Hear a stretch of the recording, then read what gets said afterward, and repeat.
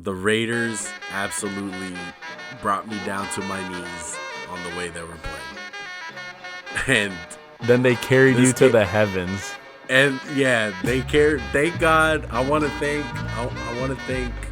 Greg Williams for being one of the worst defensive coordinators in the NFL and sending 8 guys on a blitz when the Raiders have to go 50 plus yards. Thank you for that. I want to thank Lamar Jackson for being a slow cornerback. I want to thank Not bad for a wanna- cornerback. I want to thank Henry Ruggs for being fast. What's good, everybody? It's your boy Juan from the Max and Juan cast. Back to you once again for another night. Just got finished watching some Sunday football. Max, how you feeling? I'm feeling good, man. Same thing with you. Sunday football all day. It was a great day. It was a good day for me, I guess. I don't want to get too negative right now. But what's up, everybody? I'm glad to have you here with us. I'm excited, man. We got the Sunday night football going on in the background, so we're not going to be able to tell you the final of that one, but pretty sure the Kansas City Chiefs are going to win. But besides that, let's get us started, Max. Well, first I want to go into one of the marquee matchups of the week. The Rams versus the Cardinals. Give me your initial thoughts, Juan.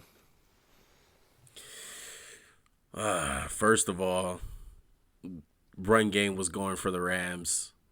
Sean McVay, impressive once again against the Cardinals. Kyler Murray disappointed me. Threw a pick six. Didn't look that good. Once again, got to pump the brakes on Kyler. Juan is smiling. We don't have video of it, but I'm sure of it. You can almost hear it. I'm just smiling at all the Kyler Murray fanboys right now that want to crown him so early. Great player.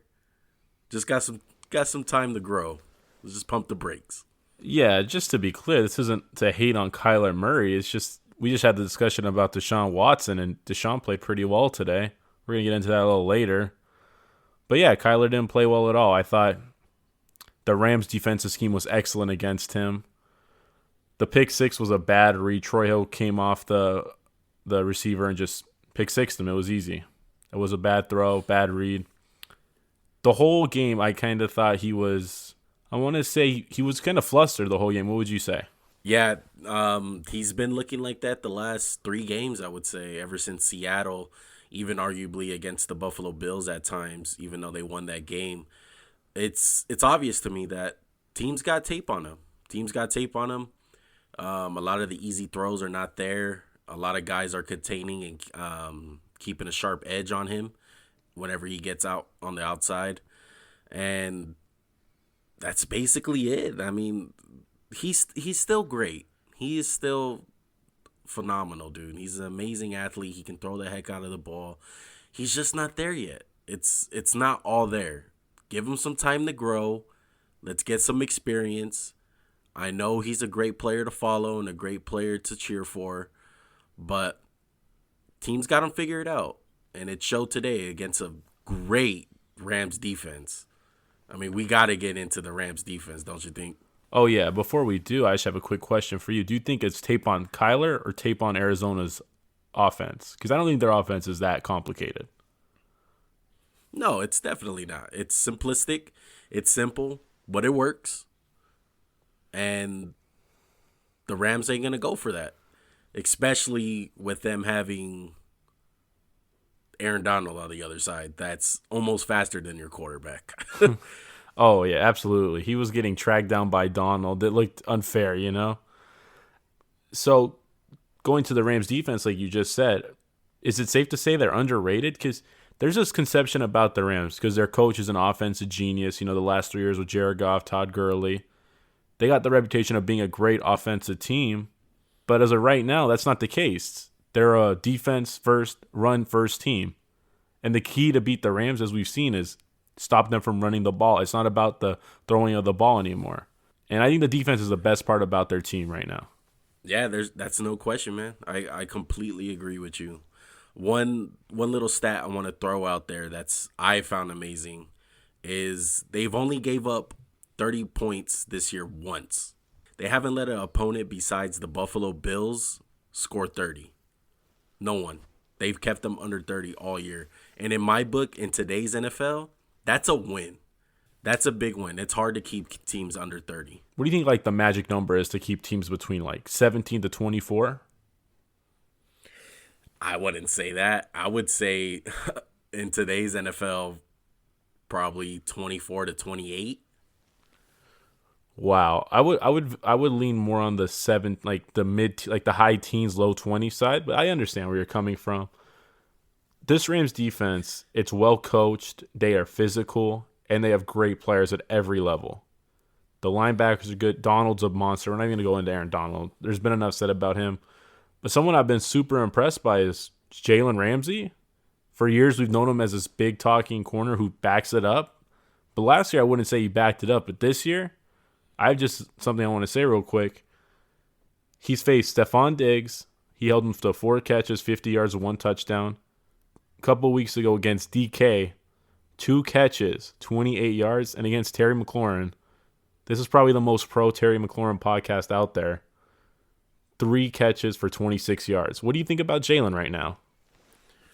Phenomenal, man. And just going back to the guys that they have, I mean, arguably they have 2 guys on their defense who are at the best at their position right now.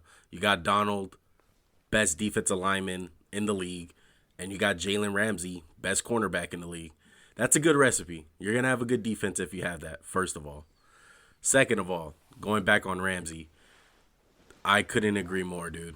He is playing great this year. He's worth every penny that they paid him. He's worth those 2 draft picks that they gave up for him. He made Hopkins frustrated as hell today. It was obvious. Yeah, Hopkins scored a touchdown down in the red zone on the goal line, but all game I seen him harassing him, having his hands on him. It was all body language from Hopkins just telling how Ramsey was getting to him today.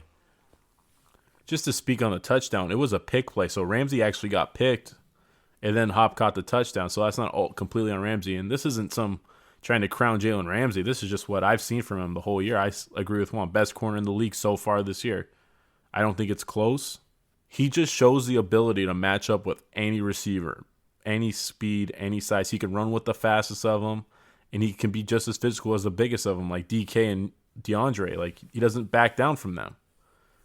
And that's what's special. And he made DeAndre so angry today. I'm sure. He was probably talking to him. He probably got away with some ticky-tack PI.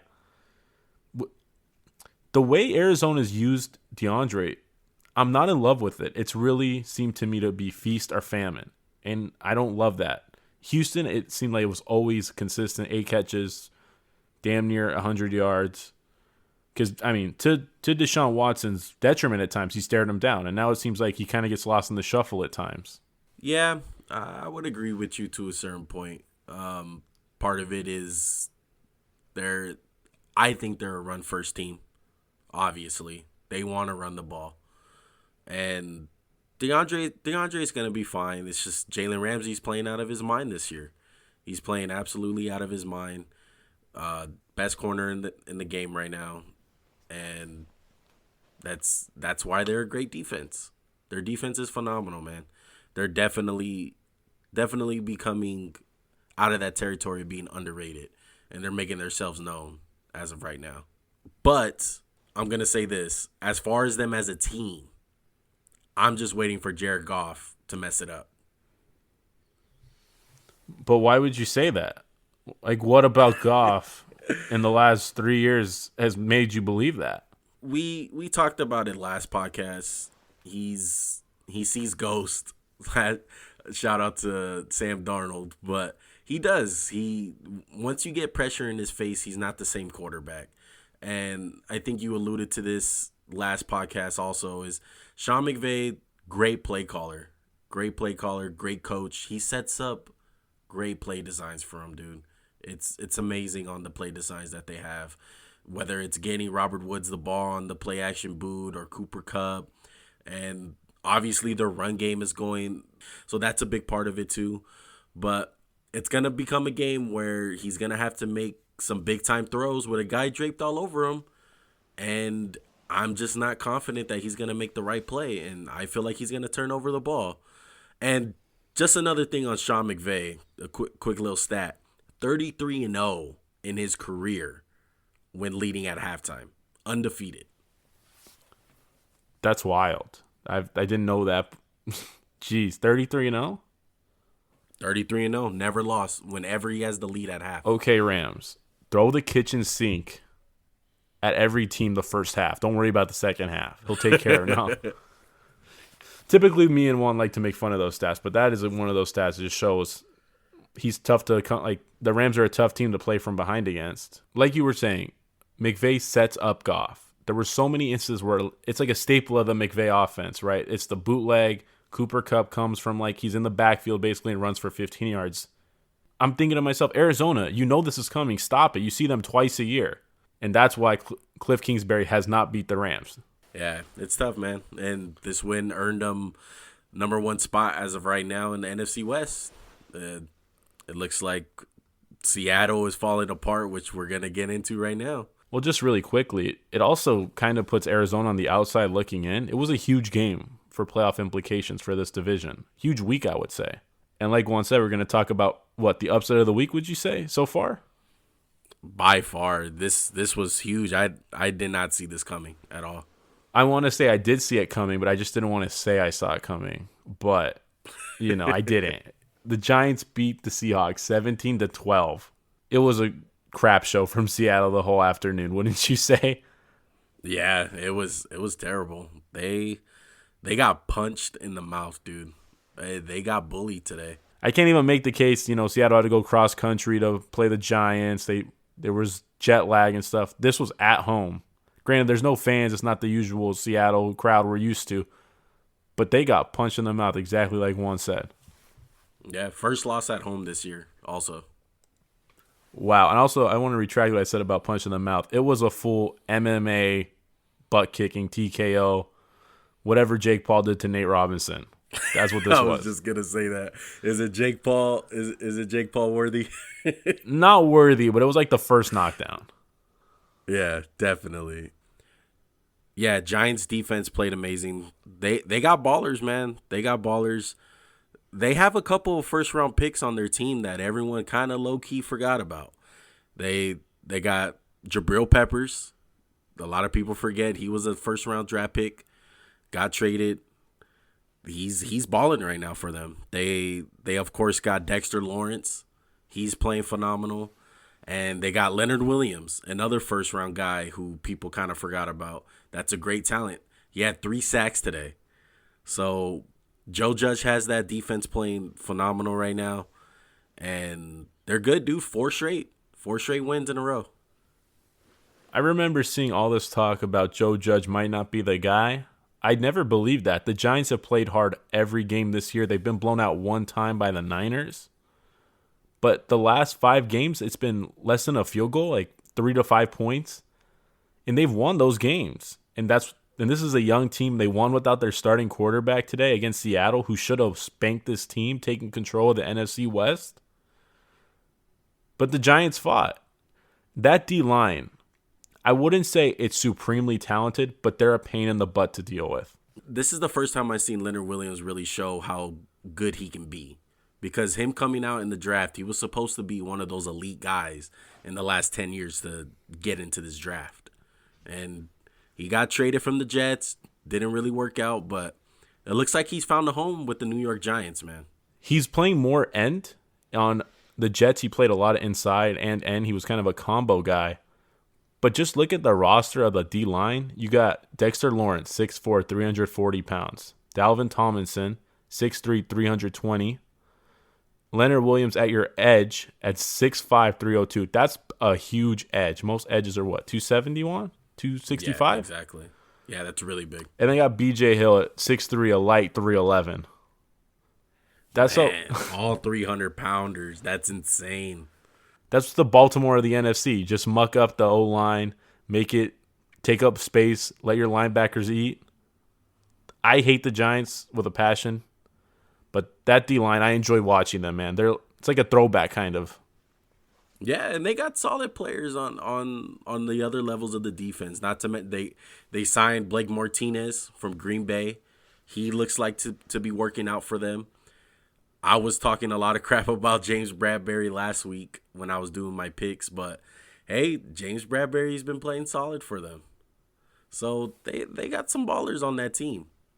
What percentage of this win would you say is their defense playing good / great to Seattle's offense playing like doo-doo, for lack of a better word?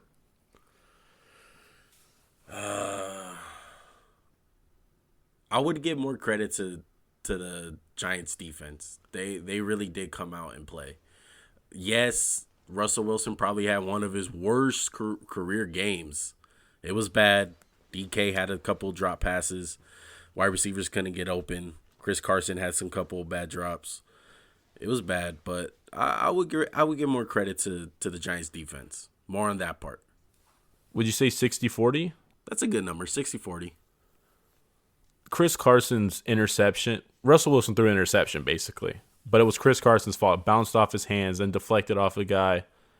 That was the type of game it was for Seattle. They were just out of sorts the whole game. Maybe they just didn't want to play the Giants. They were like, oh, this will be an easy one. We'll just show up. You can't do that to the Giants. Yeah. And Seattle, I know at their best, they look like a Super Bowl contender. But at their worst, they have looked like a crappy team, a team that shouldn't be as good as they are. So I don't really know what to make of the Seattle team. There's dysfunction at times on both sides of the ball. But at times, both sides look out of sorts. Yeah, I agree. I think one point that we haven't brought up is their offensive line is bad. They have a bad offensive line. They have no depth on it. The best player that they have is Dwayne Brown. Dwayne Brown, he was banged up though. And their right guard, Damian Lewis from LSU, he's solid, but he's been banged up too. Yeah, exactly. So an offensive line is a big problem for them. It showed up today against that Giants defensive line. And like you said, I think the biggest issue is, like you brought up, the defense. This is not a Super Bowl contending defense. And they've had problems all year. They play that zone defense. They get shredded in it. Ken Norton continues to be a problem for them. Jamal Adams continues to be a liability in coverage. And for the first time today, they got ran on bad. I don't know how you can have Jamal Adams and Bobby Wagner, two of the guys in the NFL that I think play the run the best at their position, one of the best, and you get ran on like that against a guy like you got Alfred Morris doing home run emotes in the end zone against them, looking like it's 2012 out there. How hard was he hitting the ball off that home run swing? Like 500 feet plus? At least. It was bad, dude. They got ran on today. I haven't seen Seattle play that bad in a while in the run game. I know they have their troubles in the pass game, but man, they got manhandled up front, dude. It was bad. It was really bad today. Absolutely. There's no way to say it, but I just have a question. Like, don't you think Russell Wilson at this point in his life is just used to the crappy O-line play? Do you think he, like, you know that picture of Wolverine where he's got like the photo frame and he's looking at something he wants and he's kind of crying? I think Russell Wilson does that with other teams' O-lines. Every time. Every single time. I mean, congrats for drafting Damian Lewis. That's going to be a good player. But you are allowed to have a good O-line at every position, I believe. I checked the rule book. I believe that's allowed. Exactly. It's bad, dude. Even though they got punched in the mouth that game, they still had a chance to win. I had complete faith that Russell Wilson was going to take them downfield and score a touchdown, but this time it didn't happen, surprisingly. And that's just that's how good he can be. He can just turn that switch and flip it on. But today it didn't happen. They got punched in the mouth. They let the Rams creep back up, and now they're in a dogfight again for this division. I think this defense needs to find a niche, something they do good. It's not man-to-man coverage. And on their zone coverage, the communication is so bad. We've talked about this before we had the podcast. How at this point in the year do you not pick up guys coming into your zone? It's like a break of coverage that happens in the first week. You expect that in the first week. People are sloppy. I understand. But week 8, week 7, week 9, that shouldn't happen. And that's what always happens with them. I don't know why they continue to have faith in Ken Norton. Sorry, Juan. I know it's your boy. Raider great. No, not at all. I hate Ken Norton. He's just not good schematically. He's really not. He calls the absolute besides Greg Williams. Besides Greg Williams, he calls the worst times for blitzes. I swear. He'll call a blitz on 3rd and 20. I swear. And it will be the complete wrong time to call it. That's the kind of defense coordinator Ken Norton is. Yeah, he's great. He's great in an aspect of getting the players fired up, and he tapes his fingers up, and he acts like he's back in the day playing for the Dallas Cowboys. That's great and all. I get it. I can see why players love him. But schematically and the play calls that he does, and obviously with the communication as far as the defensive back goes, the same thing was happening in Oakland. Guys just weren't communicating back there. So I don't know what it is. I don't know what he does in the offseason or during the week of practice, and especially this year with how many Zoom calls there is. That should be number one priority since you're not practicing out there on the field, is communication. You get me? Oh, absolutely. So yeah, man, it goes back to, I love Seattle as far as the Russell Wilson and DK aspect, but you can't go to the Super Bowl with this kind of defense. Flat out. Last year, the Chiefs went through something similar. Their defense didn't really have a niche, didn't really know what to do. But at the end of the year, they figured it out. And I think that's what Seattle needs to come to. They kind of have to have a come-to-Jesus meeting on defense, say, what are we going to be on defense? Are we just going to be ultra-aggressive and try to create a few turnovers? Yeah, they should definitely take a page out of their book, because whatever they're doing right now is not working. They need to get it together, and they probably can. See, that's the thing. They got players to do it. They have Jamal Adams, they have Bobby Wagner, they have KJ Wright. A lot of these guys are talented. I don't think that's the problem.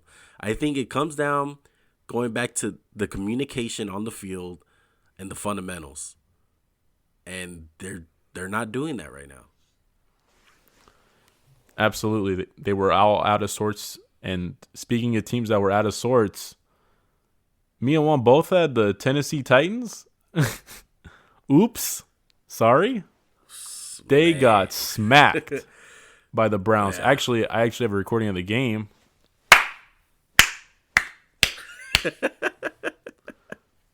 That's how the game sounded like from the first half. Jeez, man. Oh, my goodness. You want to start off on this one? I just want to say, I have never said anything negative about Baker Mayfield. Not ever. He showed up today. He thought he was in a Progressive commercial. He hit all the right plays. Baker Mayfield had himself a day. I'm obviously being sarcastic, but Baker Mayfield, I got to tip my hat to him, played amazing.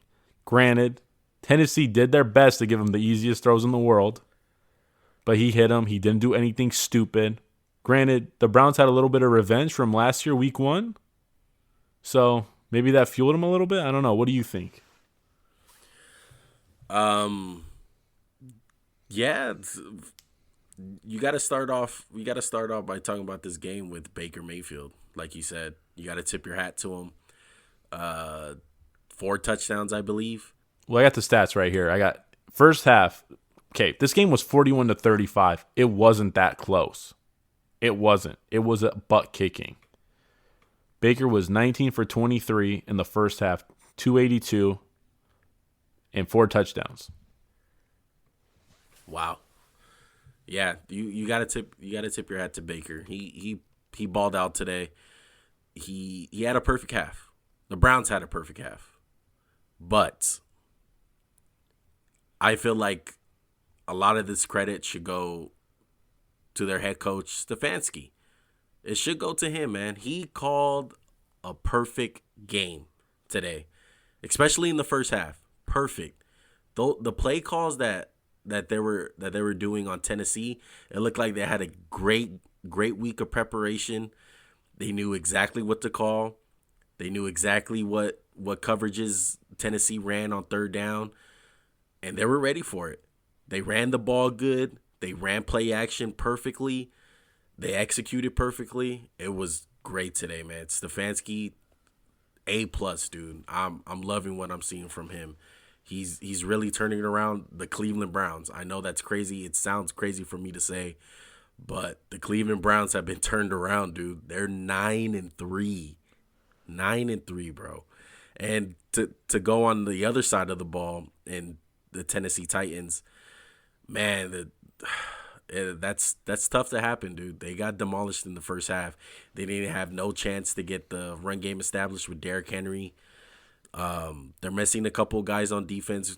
They're really missing Adoree Jackson. Adoree Jackson has not been playing this year for them. They're missing Jadeveon Clowney, who's out for the year now.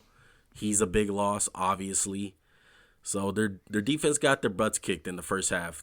They almost made it interesting.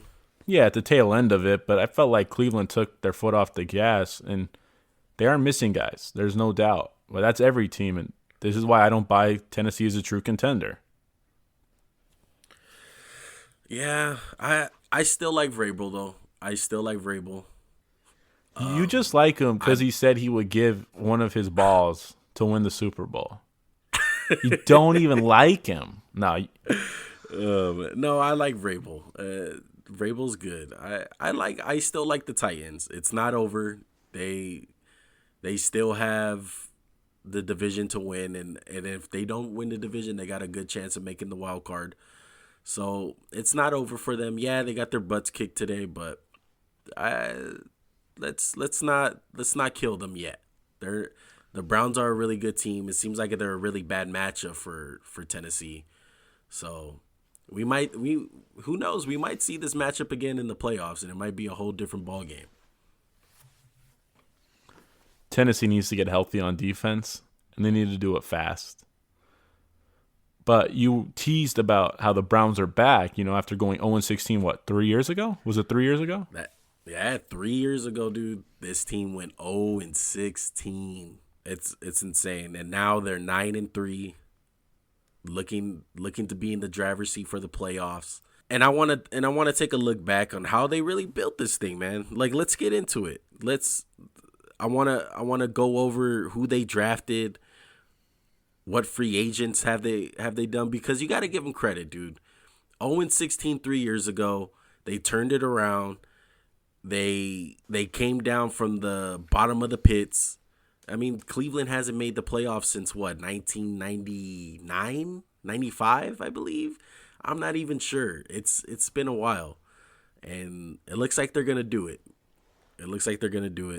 Well, I got some of the picks right here. 2018. I'm not going to go over every pick, but I'm going to take the ones that they did a great job on. 2018 first overall pick, Baker Mayfield. That's arguable, right? Maybe you take Josh Allen, but I still think they hit that pick. Yeah. Fourth was Denzel Ward. That's a great pick. He's a good corner. Great pick. And 35th, maybe their best pick, Nick Chubb. Granted, he came off a horrific knee injury, but man, he's one of the best running backs in the league. Yeah, he's the most important player on their offense. It's not even close. I see here that they got Mac Wilson and Taki. I don't know how to say his first name. Yeah, two great linebackers, right? Nah, not great, but they're solid linebackers. Yeah, they're not bums. Exactly. I'm gonna start calling Taki Chip Boy. And then 2020, they got Jedrick Wills. He's solid for them. He looks like he's going to be a good player for them. Grandel Pett, even though he's hurt this year. They got Harrison Bryant, and then they got Donovan Peoples-Jones, who's very big for them. Who had a big touchdown for them today. He looks like he's going to be a solid player. Yeah. Is there anyone that hates Harrison Bryant more than David Njoku? Yeah, that wasn't so that wasn't a good pick for them. And that just goes to show you how good they've been, because they missed on that draft pick, and usually for a team like that, it really hurts them. You need to hit on draft picks like that, but their roster has been built in these last 3 years, and they've been doing a great job, man. And I'm going to just talk about some free agency they brought in, building off what you said. They got Jack Conklin, solid right tackle. I wouldn't say he's great, but I'd say he's good. Austin Hooper, good tight end. Carl Joseph, solid safety. Sheldon Richardson, again, just good players. They also picked up Kareem Hunt, and he's been one of their best players on offense. Him and Nick Chubb, they're amazing. Yeah, definitely. Two-headed monster. And they traded for OBJ and Jarvis. Honestly, is the worst move the OBJ trade? Because he doesn't really fit them. No, they arguably play better without him, and that's the reality of it. And that is one of the big misses that they've had, but it hasn't hurt them, dude. And one guy that we forgot to mention that's a big part of this and them going 0-16 is Myles Garrett. Absolutely. And people at the time were talking bad about, you got to take a quarterback one. And they didn't fall for the pressure. They didn't miss on a quarterback. Well, they didn't miss. They just didn't miss the first pick, because that's catastrophic if you miss the first pick. Yeah. Garrett was worth the first pick. Granted, he's not a quarterback, but DN/edge rusher, because that's what it is now, it's just edge rusher, is the second most important position on the field. Arguably. Yeah, definitely. You got to get to the quarterback. But yeah, we got to tip our hats to the Browns, man. We got to. They've drafted solid. They signed free agents solidly. They're trending in the right direction right now.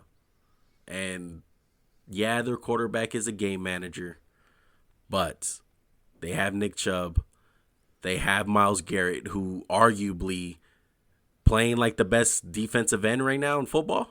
He had COVID, so he kind of slowed down just because of COVID. He had a good game today, and he's a monster. He's probably the most physically gifted edge rusher in football. I feel confident saying that. And when you said about the game manager, most people think a game manager is what? Alex Smith, Tyrod Taylor. They don't win you the game. They don't lose you the game.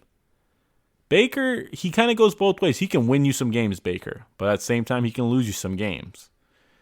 And I'd rather have a guy like that than Alex Smith or Tyrod Taylor. No shame at them, but that's just that's my personal preference. Yeah. Is this Baker's most impressive win of his career? I would say yes, it is. And he's definitely going to get 6 more commercials out of this one win.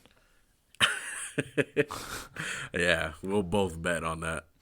Oh, absolutely. Well, you said they were, 0-16 3 years ago? Yep, 3 years ago. If you had asked me 3 years ago, I would not have bet on another team going 0-16. We have to come up for a name for that very special feat. Oh, no.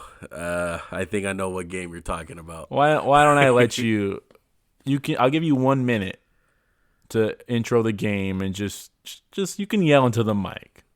All right. Take a deep breath. You got it. You have this. All right, look, I was losing my freaking mind during this game. I was so pissed off. The Raiders absolutely brought me down to my knees on the way they were playing. And then they carried you to the heavens. And yeah, they cared. Thank God. I want to thank Greg Williams for being one of the worst defensive coordinators in the NFL and sending 8 guys on a blitz when the Raiders have to go 50-plus yards. Thank you for that. I want to thank Lamar Jackson for being a slow cornerback. I want to thank... Not bad for a cornerback. I want to thank Henry Ruggs for being fast. Look, man, the bottom line is the Raiders should have lost this game. And yes, the Jets are the Jets, and Greg Williams blitzed 8 guys. I still can't believe that, man. For no reason. He blitzed 8 for no reason. And he kept on doing it continuously. There was multiple plays before that where Carr just flat out missed Nelson Aguilar. Oh, So that's the crazy thing. He rushed 4 on that play and they got burnt deep. So, yeah, learn your lesson. Put a guy back there. Yeah. The Raiders had no business winning this game. They didn't deserve to win this game. Bottom line is, they're lucky that they played the Jets, dude. They're lucky that they played the Jets. Clelin Ferrell had his best game of his career. Trayvon Mullen had a pick. Darren Waller showed why he's a top 3 tight end in the league. But to be honest, I did not like the way Derek Carr played, man. Derek Carr did not play good. I felt like he missed a lot of guys in crucial situations. And like I said, we got lucky. We got lucky with that last play. He hit Henry Ruggs. They blitzed 8 guys. We got lucky. They might go 0-16. I have their schedule here if you want to hear it. Please, I want to hear it. Well, this is probably a cupcake game. They're playing Seattle. In Seattle. Then they're For next week? Yeah, next week they're playing Seattle. Okay. Then they're playing at the Rams. That's a loss. Yeah, well, they're all losses, but they're playing the Browns. That's a loss. And then they're playing the Patriots. That might be their best chance. To be honest, that's their best chance. There is no way Bill Belichick is going to lose to the Jets week 17/18, whatever the COVID crap's going to be. Wait, that's their last game of the season, right? At the Patriots. Bill Belichick going to be rolling in his grave if the Jets win that game. Oh, my goodness. I don't see it. And I think the Patriots are going to be playing for something week 17. Oh, yeah. They're back in it. We're going to get to that a little later. But Trevor Lawrence, they're in the driver's seat for him. And that's, I guess, the consolation price for 0-16. Yeah. I guess they're glad to be the worst team in the league, and they're probably glad that they lost this game. But I mean, let's look at it. Let's look at their team. Now that I'm thinking about it, the players that they're probably going to re-sign and keep, and guys who are actually going to impact their team, I can really only think of 3. Quinnen Williams, Mekhi Becton, and maybe Jamison Crowder. Yeah, maybe they'll bring back Braxton Berrios for another great year. Oh, geez. They love that guy. They love slow wide receivers, and they got Denzel Mims too. I don't want to just throw his name out. There's not a lot of building blocks. Some Denzel Mims. Oh my God, Juan had a pile of stock he has sitting at home about Denzel Mims. But nonetheless, none of those players matter because the number one player that's the most intriguing about their situation is Sam Darnold.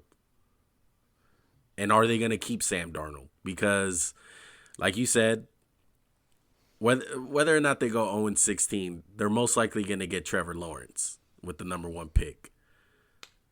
So, what do you think they should do? Should they keep Darnold? Should they trade Darnold? What do you think they're going to do? Keep Darnold. When you put a guy around crap, sometimes he's going to look like crap. And granted, Darnold can't stay healthy, but why do you want to bring Trevor Lawrence into this situation? There's no receivers, no playmakers, no head coach. Adam Gase should be gone. Greg Williams should definitely be gone just for today. If I was the owner, he'd be one of those unemployment boys getting his stimulus check buying Gucci. I would not take Trevor Lawrence. Not because he's not the number 1 quarterback, but as we've seen before, sometimes when you draft a guy who could be good into a crap situation, that situation's going to ruin them. So kind of go the way the Cleveland Browns did. Go 0-16, build the team around him, then take the quarterback. The Dolphins did the same thing with Tua. They built the team around him. Just do that. Don't do something stupid. And Trevor Lawrence, why do you want to go play in New York Jets? Why do you want to suck? Why do you want to get hurt putting the team on your back? I'm going to go on the other side of this, and I'm going to disagree with you. Why? Why? Look, when you get a guy like Trevor Lawrence, he's probably the best prospect since what? Andrew Luck? Yeah, definitely since Andrew Luck for sure. I was thinking someone else, but you don't want to hear who I was gonna say. You don't get a guy like this in the draft for what, 7 to 10 years. Every 7 to 10 years, you probably get a guy like this. What was Luck? And 2012? yeah, It's 8 years? so that was 8 years 9 years? ago. Yeah. Yeah, that was 8 years ago. So you don't pass up on Trevor Lawrence. You just don't. I don't care. I don't care if your team's bad or whatever. If Trevor Lawrence is that good as a prospect and you check the film and he makes all the throws, he has all the intangibles, he has the personality, he has the leadership, you draft that guy no matter what. I don't care. I'm not drafting the guy because my team sucks. I'm drafting the guy at number one in Trevor Lawrence to make my team better and turn crap into greatness. And speaking of Darnold, I think that ship has sailed. I don't think his value is as high as it was in the beginning of the season. I don't think they're going to get much for him. He's obviously not the quarterback of the future. He's not. At least not in New York. He's going to need a change of scenery. He's going to need a change of pace, and he's going to need a new environment because it's not going to happen in New York. So you're saying you sold the stock in Sam Darnold that you previously owned? Yeah, Sam I was a Darnold, New big York Sam Jets Darnold stock. fan. Yeah, it's done. It's not gonna work out, dude. It's not. He's not the guy. He's not the guy. They messed up. They should have traded him in the beginning of the season. They should have did a kind of like how Arizona did and trade Josh Rosen. They traded him early. They didn't waste any time. They got what they could from him, and that's the bottom line. And it was either they were naive to the point where they thought they were good, or they're just really dumb, because it's obvious from this roster that they brought out for 2020, it wasn't good. And that was basically the direction they were going when they traded Jamal Adams. They said, okay, we're going to trade Jamal Adams, our best player. We're going to collect that assets, and we're going to work on building the future. So they should have did that and traded Darnold. Why not? Play Joe Flacco. Go all in. Go all in for Trevor Lawrence. Trade Darnold while you can, because you know his stock wasn't going to go up. You know he had a bad team this year. He doesn't have no receivers. They got Frank Gore, who's like 55 years old, playing running back. Their defense sucks. You should have sold Darnold in the beginning of the year, and they messed up by doing that. But nonetheless, they're the Jets. They make mistakes. But by no means, you do not pass up on Trevor Lawrence. You don't do it. You can't. Ever. Are you pro tanking in this one instance for the Jets? Or are you just saying Darnold even with Darnold? It does well, I guess you can't get much lower than 0-16, right? With Darnold. So just trade him when his value's at the highest. Be a little proactive is what you're saying? Yeah, they weren't. Look, they were like half-ass proactive, because it's obvious that they were tanking. They got rid of Jamal Adams. That was the first sign right there. Well, So 2 in my first-round mind- picks isn't bad. It's not nothing. Yeah, it's not nothing, but you could have got more. Look. Bottom line is, do you think you could have got more for Darnold in the beginning of the season or now? Now, I think what his value is now is similar to Josh Rosen's. He's better than Josh Rosen. So you probably get like I don't think so. You don't think his value is better than Josh Rosen? I think this year kind of stamped it. I think a lot of teams are not gonna trade a lot for him. I get that, but I just don't think that's the case. And just to say something else about Lawrence, do you know if he's a Peyton Manning or a Manning Passing Academy alum? I'm not sure about that, but I know he's an elite 8 or the Elite 11 winner. Well, he needs to go to that passing academy. He needs to go talk to Eli Manning. Okay? Just be like, what do I do if I don't want a team to take me? Eli's got the blueprint. pull a John Elway, do whatever you can to not go to the Jets. That's all I'm going to say. If I were him, I wouldn't even consider going. Don't go back to school, but we've seen players do this a couple of times, force their way off the Jets. Yeah, well, if that's the case and it does come down to that, they better get a bunch of draft picks to whoever wants to go trade up with them. This has got to be worth more than the RG3 pick, right? Yeah, it's at least 3 to 5 first you can get. Yeah, 3. 3's the minimum. 3's the minimum. Oh, 3 and maybe a couple, depending on who trades up. Say you get lucky and like the Jags somehow go to 4. Then they have to jump a couple teams, you know? Yeah. And you bring up the draft and Trevor Lawrence. They have a lot of draft picks from Seattle from that Jamal Adams trade. Yeah, their team is bad right now. And you say that right now about, don't bring them in a situation and all this and that. If they draft well, they'll have a team around him. It's going to build. They're going to build around him. They have 2 first-round picks next year. They got a second. They got 2 thirds. And then they got 4 through 7. So they got some assets. And then plus they got the first-round pick the year after that from Seattle.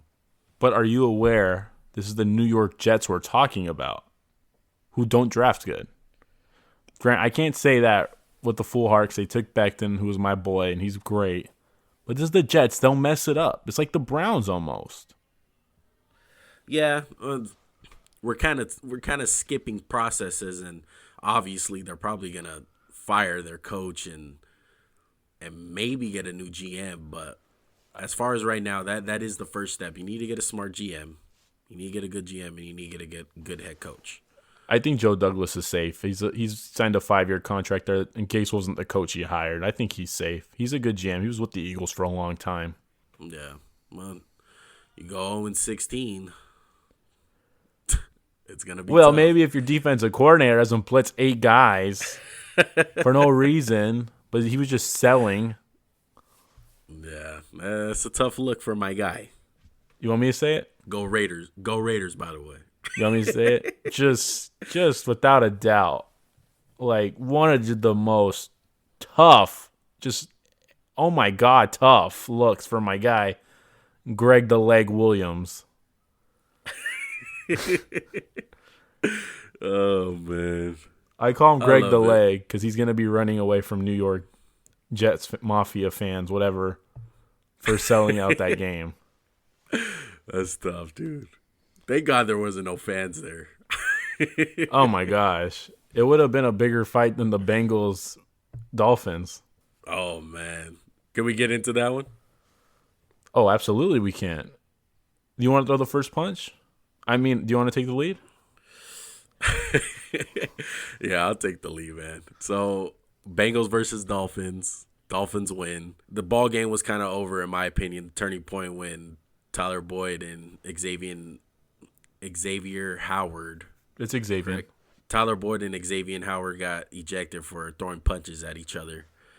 But the first thing I want to get into is Tua's play. It didn't scream out to me like, wow, what a game. It didn't scream like amazing to me. It was 26 for 39, 296 yards, and a touchdown. I feel like he's still being managed. They don't really trust him completely. One of the things that stood out to me was his lack of arm strength. He just doesn't put a lot of zip on the ball.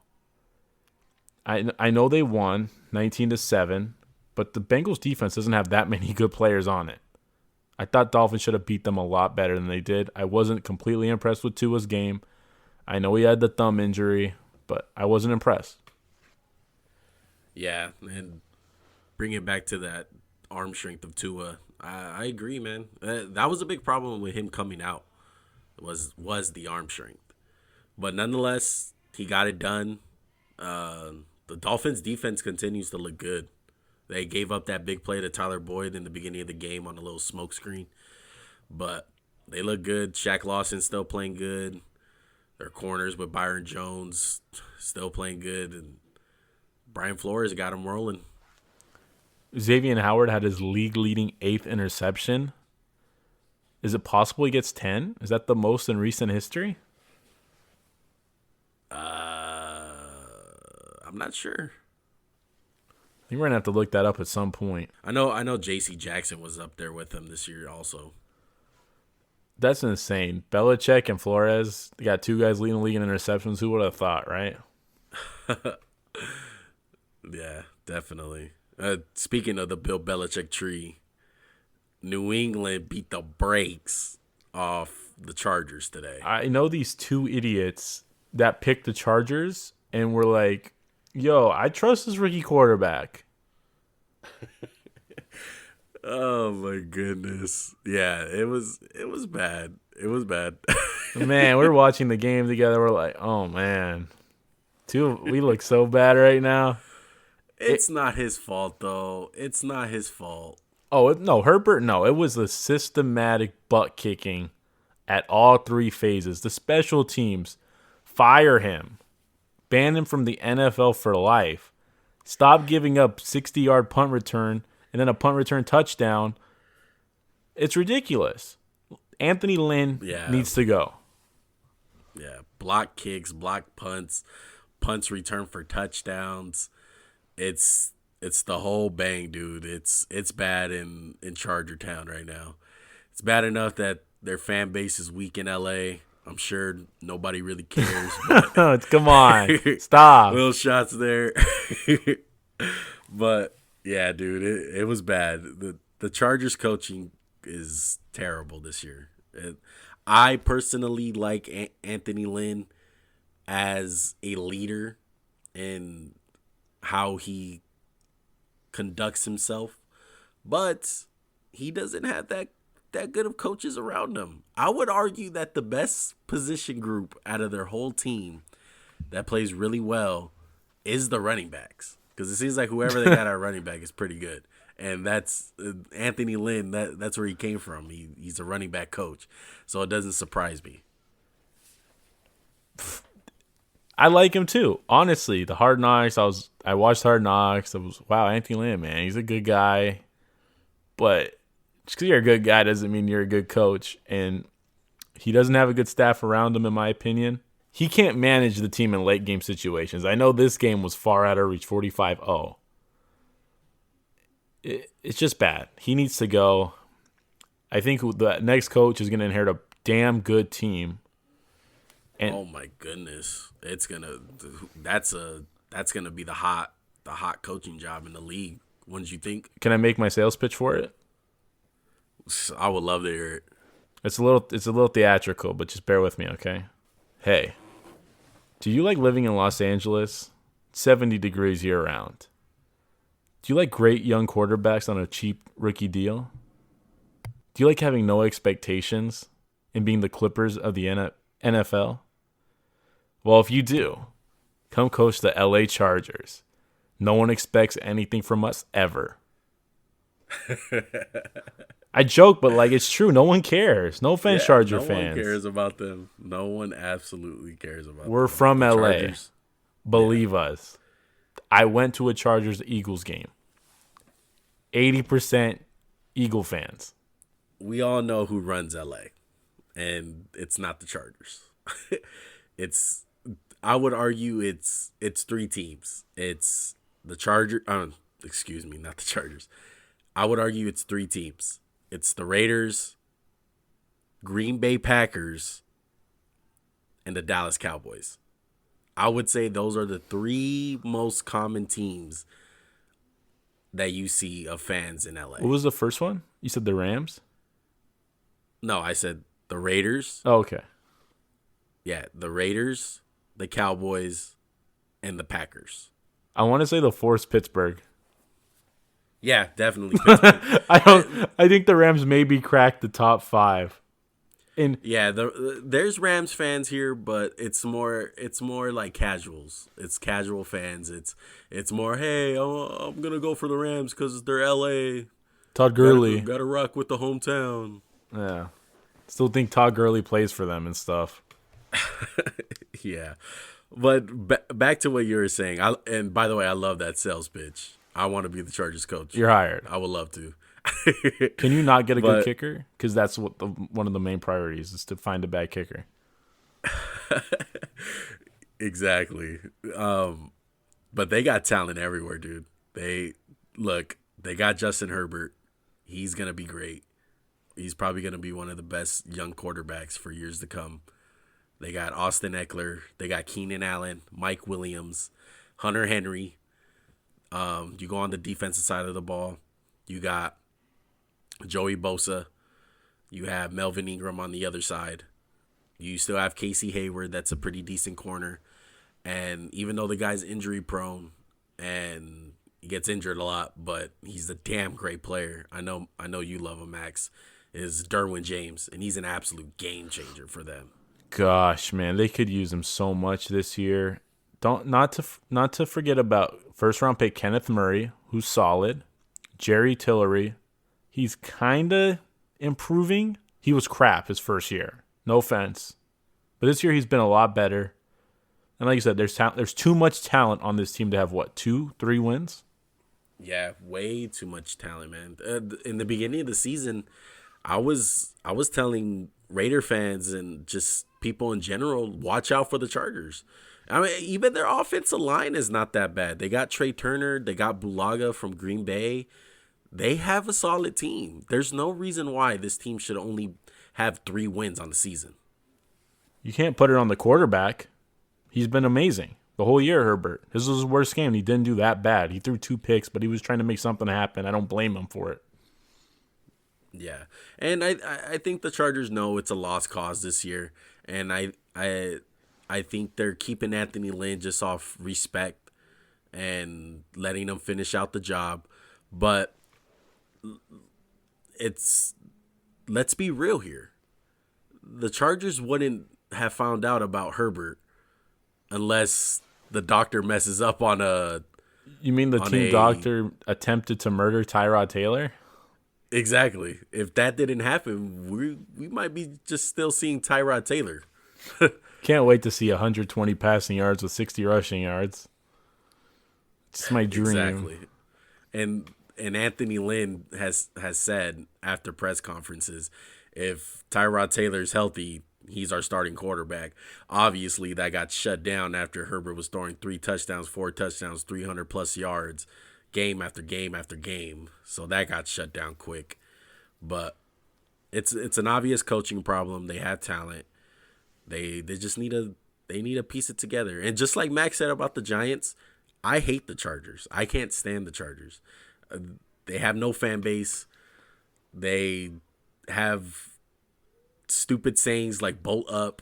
I don't like them at all. But I acknowledge a good team when I see one. And they have way too much talent to be that bad. You're 100% right. They draft good. They just don't coach good.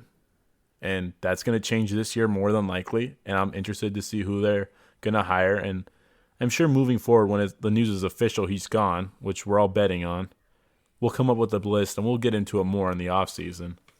So let's get into these other games. Minnesota beat Jacksonville today in overtime, correct? 27-24 Vikings. They made it very difficult because of who? Kirk Cousins. Yeah, Kirk Cousins threw that pick 6 in the beginning of the second half. It was bad. Dalvin Cook wasn't even looking. He had pressure in his face. He got scared, threw it off his back foot. Pick 6 by Joe Schobert, former Cleveland Brown, may I mention. Pick 6 it to the house. Justin Jefferson continues to ball out this year. Sorry, Eagle fans. Sorry, Max. It's okay. It's okay. I've accepted we're not allowed to have a good receiver. And look, credit to me and Max. I know me and Max love Justin Jefferson coming out of the draft. I thought he was a can't-miss prospect because I don't know how you explain a guy scoring that many touchdowns, even though he had Joe Burrow, the number 1 pick, throwing to him. It's still extremely hard to score that many touchdowns, and he did it against top talent. One day I'll reenact my reaction when I found out the pick of Rager over Jefferson, because Juan knows I had my heart set on Jefferson, and I believed if he's there, we're not passing him. But the Vikings are clawing their way back into the playoffs. I'm impressed with this team. They might sneak in. I don't really feel like this is a great roster, but Zimmer is a damn good coach. they need to kind of fix their roster a little bit to be more successful, and that might start with Kirk Cousins, even though he's good. Yeah, But yeah, good shouldn't make $30 million a year, around there. yeah. They might sneak in. They're definitely exceeding my expectations because everyone basically wrote them off when they went 1-4, I believe, 1-5, I believe. This NFL season's been full of injuries and COVID. Well, it's always full of injuries, but the COVID just complicated things. And like we talked about last week, the NFL gives 0% care about your teams affected by COVID, unless you're the Tennessee Titans. Yeah, yeah, and they got Dalvin Cook, top 3 running back in the league. Kirk Cousins is what he is. They got two dynamic receivers on the outside. So they might sneak in. We'll see. And moving on from another NFC matchup is the Saints against the Falcons. Well, going back to the Vikings, would you put Dalvin Cook at quarterback? Because that's what it's like almost like watching Taysom Hill at quarterback. I know he had his best day passing today, but sometimes he just runs too much for my liking. What about a report card on Taysom Hill? What are you giving him? I give him a A+ so far, man. He's had his best game today against the Falcons. He ran the ball, he passed the ball, he was reading coverages. His feet looked good, his arm looked good, and he made all the right reads. It was a great game. Best game so far that I've seen from him, and I think more credit goes to Sean Payton. Sean Payton's amazing. He continues to impress me with coaching these backups because I believe he's undefeated now with backup quarterbacks. Are you trying to imply something about Drew Brees? No. I might be trying to imply something about Drew Brees and his noodle arm. I know you are. I would give Taysom Hill a solid B. I haven't been blown away. Today was the best I've seen him look. Denver, I don't want to count that game because it was a weird game. Like all they had to do was run the ball to win that game, not lose the game. He has a lively arm. It's better than I thought. He threw for his first touchdown, which is kind of crazy to think about because he's already caught several touchdowns and rushed for several touchdowns, but he threw for his first 2 today, which was wild. Really quick to the other side of the ball, what do you think of Atlanta? They're like the kings of keeping games close. Well, typical Atlanta. First thing I got to say about Atlanta, welcome back down to earth, Atlanta, because they didn't play nearly as good as they did against the Raiders. But Julio Jones seems like he's hurt every play, and I love Julio Jones. Matt Ryan's, he's an upgrade above Kirk Cousins. He's basically Kirk Cousins if Kirk Cousins was actually good. But Atlanta has a lot of work to do. Their situation's a different animal. I agree with you. I wish Julio would shut it down for a change. I love his toughness, but man, just take 6 weeks off, man. This team's done for. You have nothing left to prove. Just try to be healthy, man. The Falcons didn't choke this game, which is a good thing, right? They just lost it. Yeah. Would you like to talk about another team that we should put a choking hazard next to? Oh, my goodness. The Lions and the Bears. Man, the Lions had me scared. All that stuff we said about playing hard for your new coach. I was like, this isn't looking good. What happened? Patricia's gone. You're supposed to ball out. But thank you, Mitch Trubisky. I appreciate you fumbling that ball in the red zone and backed up in your own territory. I appreciate you. It was a crappy game. There was a lot of scoring, but they're bad teams, man. It's not great to watch. It doesn't look amazing. It was more high scoring than I thought, though. I will say that. I will give them props for scoring some points. Yeah, it was an ugly game. I believe the game was 6-9 at one point. But Mitch Trubisky, Nick Foles, doesn't matter. The Bears are a mess. They suck. They found a way to lose this game, which I thought Montgomery probably had his best looking game in a while. He looked pretty good today. They were running the ball well in the beginning, but it quickly died down. Matthew Stafford continues to push this garbage team along and do what he can. He had a great game. Matthew Stafford basically beat out Mitch Trubisky, which probably almost any quarterback can. It's pretty clear to me this is more than the quarterback situation in Chicago. It's a Nagy situation. He needs to be on the hot seat. I don't know if he should be gone. I haven't made that decision yet. But he should be on the hot seat. And I would say the hot seat should be 7 out of 10 on the Heat setting. No, it should be 9 out of 10. Fire him right now. He's not the guy for the job. Flat out. I've never liked how he always made excuses for himself. Like, I didn't draft this guy. This guy doesn't know my full playbook. He's a crappier version of Doug Peterson, who I'm also, at the moment, not a huge fan of. We're going to get into that after one more game. Colts and Texans. Feel so bad for Deshaun Watson, man. I'm so sorry. Thanks again, Bill O'Brien. Thank you. Yeah, tough sight to see Deshaun crying on the sidelines. Would you put that on him, that snap, or that's the center? No, that's center. That's center's fault. I agree with that. Low snap. Yeah, bad snap. Tough way to lose, man. They've had a tough year this year. It was a sloppy game. There's a lot of turnovers. I liked how Jonathan Taylor looked. He looked fast, looked powerful. He didn't fumble, shockingly. And I saw signs of life from T.Y. Hilton. Yeah, best game. He had over 100 yards. I seen him score also. Is this where he just comes back on as a good receiver after being vanished for, 10 weeks? No. He'll probably have no catches next week. One catch for 6 yards on a smoke screen. Yeah. Classic. Yeah. I know fantasy players are mad. They're like, man, why couldn't Michael Pittman be the one to score? Why it got to be T.Y. Hilton this week? I would love to know how many leagues he started in, but yeah, it was a tough sight for the Texans, but nonetheless, Colts won. They're right back in it for the division, and they got a big game next week. They play the Raiders, so let's see what happens.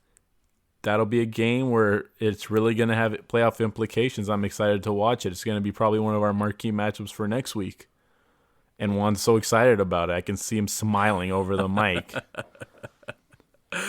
Oh, yes.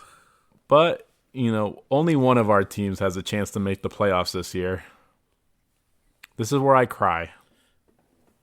My Philadelphia Eagles were dismantled again by the Green Bay Packers.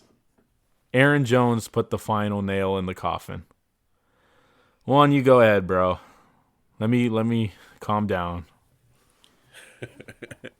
No, you're not getting away from this one. I want you to talk about your team. You go first. Can you put the Jaden Smith karate kid clip where I hate it here? I want to go home.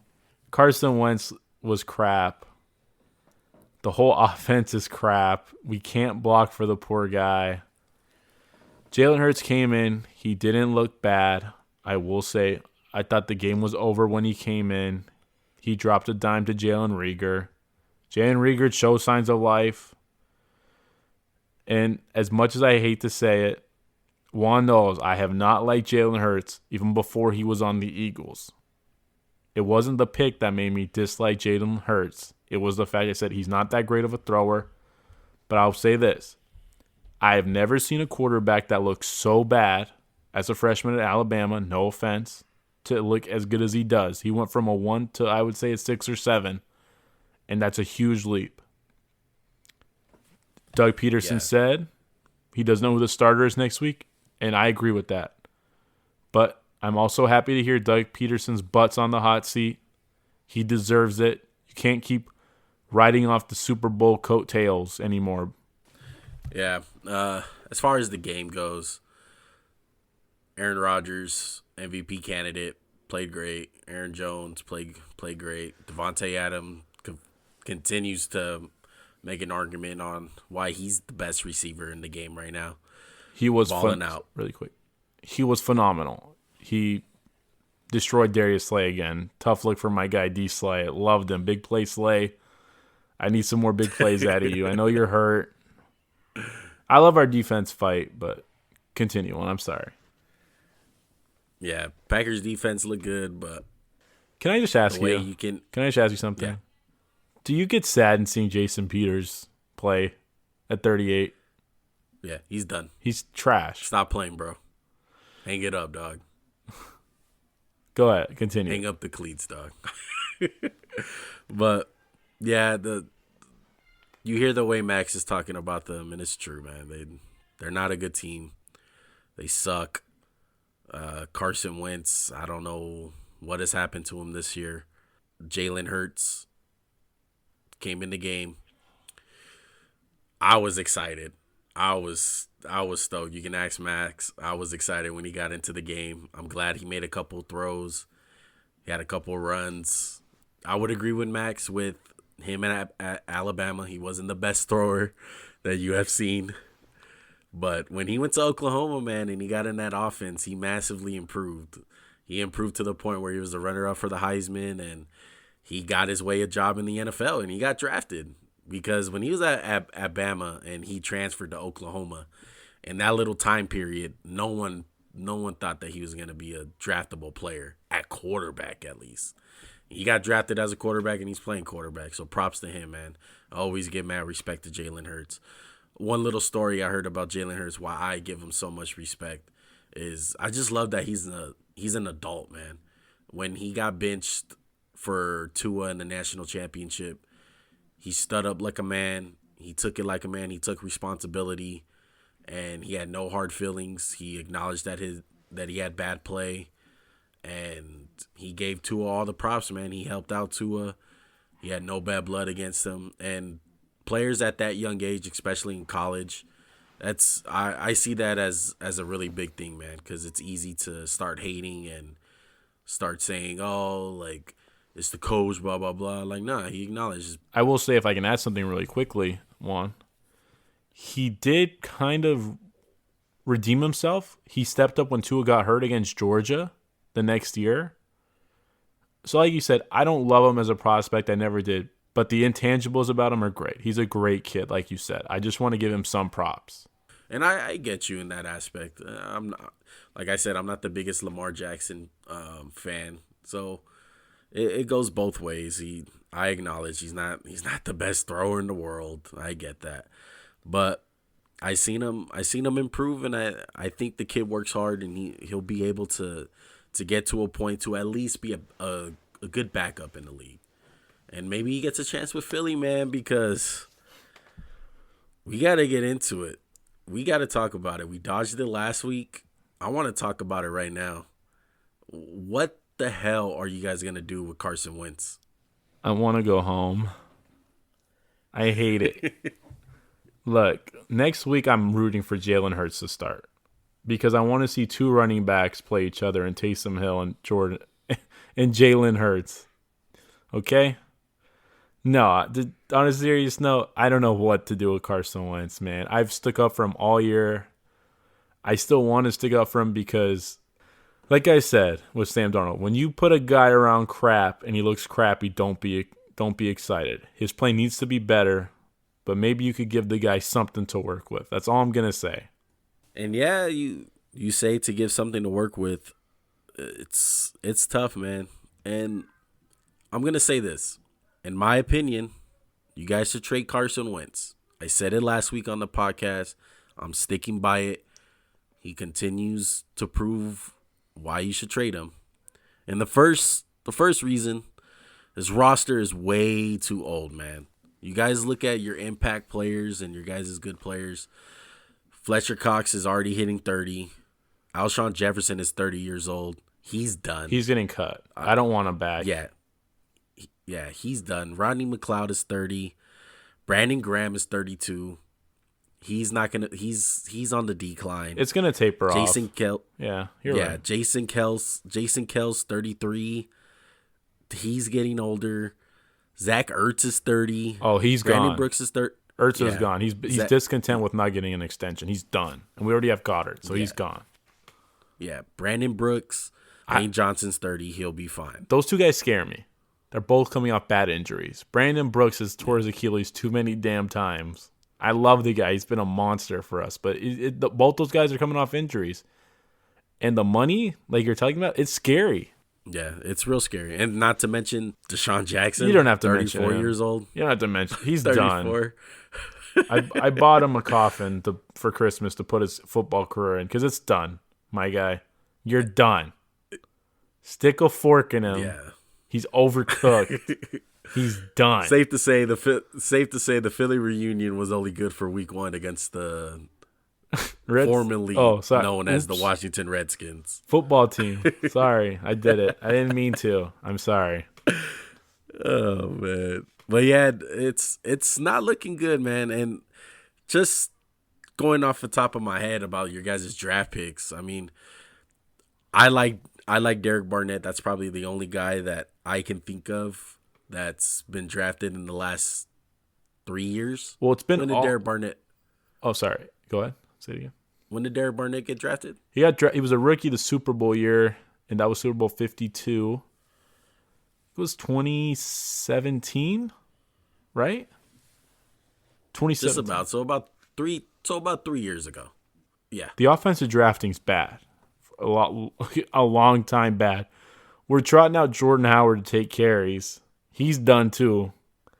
And when you said the trade Wentz, we can't cut him. He's $25 million in dead money the next 3 years, I believe. So there's no hopes of cutting him. No, you guys can't cut him, and I don't think it's possible to cut him. Like, and not just an aspect of money wise, just talent wise.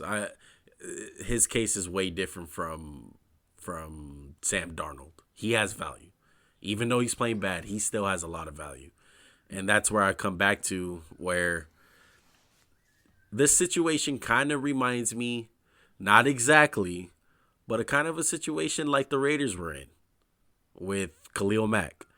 You have this great talent. You have a guy that he's great. Yeah, he's having a down year, but he doesn't have no weapons around him. He has a lot of injuries on the offensive line. But that's my point. That's my point of bringing up where you guys don't have cap.